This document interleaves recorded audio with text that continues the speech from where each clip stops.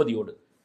எங்கேயாவது பெருமாள் சன்னிதியில திருநீர் போட்டு பார்த்துருக்கீங்களா? திருப்பதி பெருமாள் இங்க நடக்கிறார் ஒரு பக்கம் அன்னமாச்சாரியாருக்காக. ஆனால் 108 திவ்யதேசங்கள்ல திருக்கண்ணங்குடின்னு ஒரு கோவில் இருக்கு. திருக்கண்ணங்குடி, அந்த திருக்கண்ணங்குடி ஆமா, திருவாரூர் பக்கத்துல அந்த பெருமாள் 3.25 நாழிகை திருநீரணி விழா ஒரு வைபவத்தில் கலந்துக்கிறார். வைபவத்தில் கலந்துக்கிறார்னா அந்த மூல பெருமாள் நெற்றியில் திருநீர் அணிகிறார்.